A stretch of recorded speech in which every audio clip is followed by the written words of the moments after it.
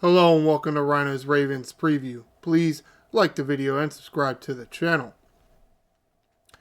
Big matchup this weekend for the Ravens on Sunday Night Football. Got the Bills coming into town.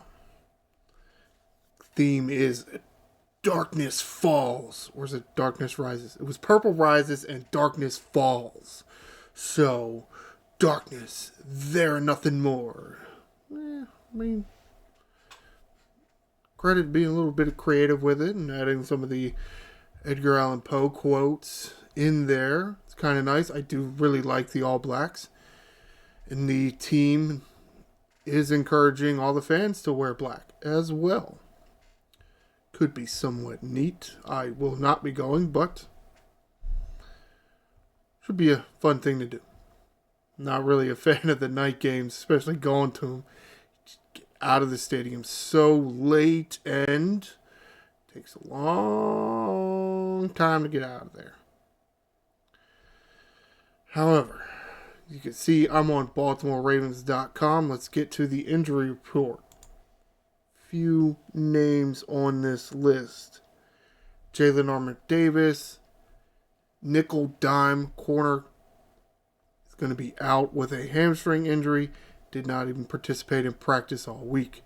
Hamstrings can be kind of tricky, so we may be without Mr. Armour-Davis's services for several weeks. Daniel Falele, been starting at guard. He can play tackle. Dealing with a hip issue, though he was a full participant Monday, Thursday, and Friday. Not anything listed under his game status, so we expect him to play, but it could be a concern, especially with the other offensive lineman names on this list, especially after everyone out there is saying that Ravens offensive line played their best game last week, which were an offense that threw the ball 15 times. So that was their best game. They must have been terrible the first two games. Tyler Linderbaum found his way to this list with a knee issue. Really need him. Moore has had trouble in the past with the quarterback center exchange. That, to a certain extent, seems to have corrected itself with the addition of Linderbaum. So we need him there. Didn't participate Wednesday, limited Thursday, full participant Friday. So if he was able to be a full participant Friday, most likely we'll see him play the full game. We'll see how that goes. Patrick McCary also on this list. Wow. Already 3 names on this list, and we're not even done yet. He is listed as an offensive lineman because he can play all 5 positions. And fairly well at all of them, too. Dealing with a bit of a neck issue. Didn't participate Wednesday, but full participant Thursday and Friday. To a certain extent, the Wednesday thing was probably just a veteran day of rest kind of thing. Necks can be tricky, though, so we'll see. Doesn't have anything listed under his status, so we expect him to be out there, but you never really know. Nose tackle Michael Pierce also on this list with a shoulder problem. Didn't participate Wednesday, but full participant Thursday and Friday. It's probably going to be good to go. Hopefully. Josh Ross, who I am still unfamiliar with, other than he was the third Raven to be in a car accident in the past, month or two? It was Andrews, and it was Wiggins, and where's it, Higgins? Wiggins or Higgins?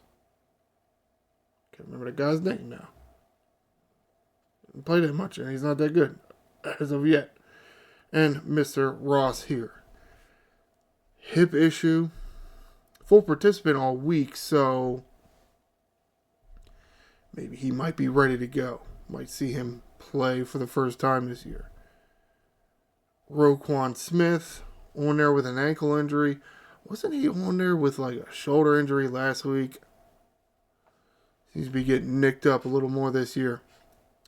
Limited participant Wednesday, but full participant Thursday and Friday. Nothing listed on his game status, so he should be okay to go. Though I guess it does depend what is the problem with that ankle and maybe why we've seen him not be as fast as he has been this year. Maybe because he's still dealing with, let's say, a rolled ankle. Could cause you to be a little slower, but at the same time, you're not going to want to come off the field. Andrew Voorhees also on this list. Wow. 4 of your 5 starters are on this list. That does not bode well at all. Voorhees dealing with an ankle injury. He is probably the most questionable out of the 4 to not play. Or the most not questionable. Questionable is 50%. Probable 25. Doubtful 75% chance for him not to play. Wait. Questionable is 50% chance for him to play. Probable means he's got a 25. It's about a 25% chance he won't miss. And then doubtful, I guess, is a 75% chance that he'll miss. Or I guess what 25% chance he will miss. I'm already confused. Does it have the legend down here? No, it just says unlikely to play, not certain. You know the difference between doubtful and probable and questionable, right? Though to a certain extent, what does that even mean? Voorhees did not participate practice all week, which is not good. I do have an article that might give us some more information about what exactly they're planning to do with him. Darius Washington's last man on this list with an ankle injury. Though he was a full participant Wednesday, Thursday, and Friday, so he's probably going to play. Let's get to the article I promised. It's an article written by Ryan Mink, editorial director. It is about Andrew Voorhees.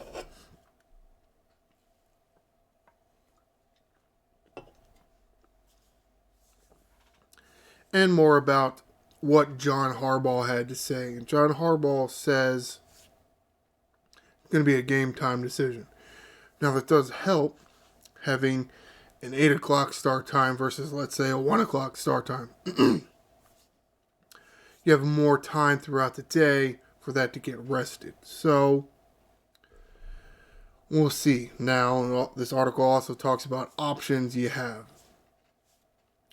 Well, as far as placing him with somebody that is currently not starting, you got Ben Cleveland, you got Mr. Jones that they brought in over the offseason, and Mr. Lalu, who's been here for a few years. You could just insert them into that spot. Or another thing that you could do, and the Ravens might do, is move McCary from right tackle to left guard and put Rosengarten at right tackle. So they do have options. The Ravens will be able to field an offensive line. It may not look like it because they haven't been that good this year. Derrick Henry is kind of making them look a little better. Of course, run blocking is a lot easier for an offensive lineman.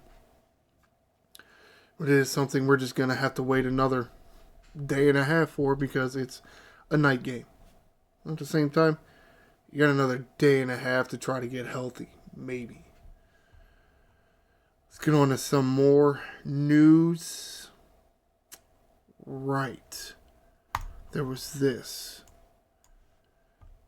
Now, actually, let me talk about this first, because there's no point in you seeing that, and then I'm talking about something else first. This article written by Clifton Brown, BaltimoreRavens.com staff writer. Ravens bring back Yannick Ngakoue. Yay! Now, to a certain extent, Mr. Ngakoue has played better since his time with the Ravens. gotten at least 15 sacks in the past 3 years, which isn't great, but at the same time, a lot better pace than what he was doing with us. For one reason or another, just couldn't get things going here in purple. To a certain extent, I think it was because the way the rush goes here in Baltimore. It's more of a quantity thing than, let's say, a quality thing, and the rest of the alignment are there just helping that quality person. This is kind of, a whole bunch of dudes being halfway decent at pass rushing, all doing it. I mean, you got Owe, Ajabo, Van Noy, the guy they just signed, Matabike. Pierce can get a lot of pressure. So you add a guy here like Ngakoue, who probably is used to more being a right defensive end in a 4-3 scheme, more of a spotlight, and it's more him by himself, maybe even being a little bit assisted by the rest of the the defensive line, but not exactly the kind of scheme that we have here in Baltimore. Though at the same time, he's probably not as relied on as he was. Because we have Van Noy, and we have Owe, and we have Ajabo, and we have Matabike that have been doing things and getting pressure. So it's more like a 4 or 5 man front getting to the quarterback or putting pressure on the quarterback instead of just one guy. He doesn't have to do it by himself. He can be a part of the group. Now, will he play Sunday? Tough to say, because it would appear that Adisa Isaac is no longer on the injury report and is somewhat likely to get his first snap Sunday. So, all those names I just mentioned, is there actually room on the active roster for Ngakoue? Sure. If you want there to be. But at the same time, how ready to go is he? Okay, so he's in shape, but is he in football shape? And it's something that Mr. Brown here puts in this article when he talks to John Harbaugh about it. It's, there's game shape or there's football shape, and there's just being in shape. So are you in football shape? Is Yannick Ngakoue in football shape? Can he actually be in football shape enough to actually help the team? Sure, he can be. Is he? Don't know. Though to a certain extent, you probably do need all the help you can get. I mean, it is Josh Allen over there.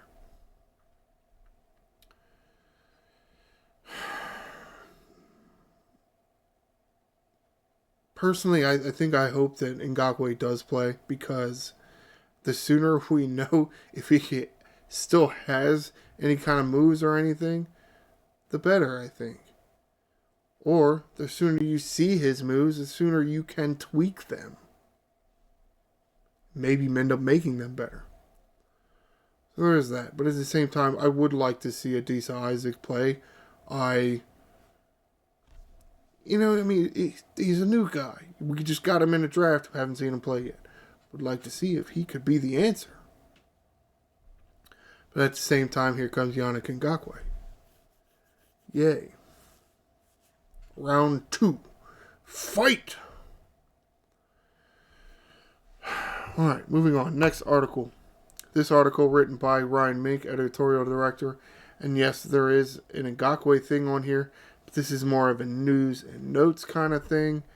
And further down in this article, there's a subsection or a sub-article that talks about Arthur Millette. Arthur Millette had a knee surgery sometime in the off-season and wasn't supposed to keep him out for that many weeks of the regular season. It does actually look like that is going to happen. He is not eligible to play this weekend against the Bills. but he could be eligible to come off of or he could be eligible to be activated for next week against the Bengals. So it does look like his surgery, or it does sound like his surgery went well, and he is healing and rehabbing well.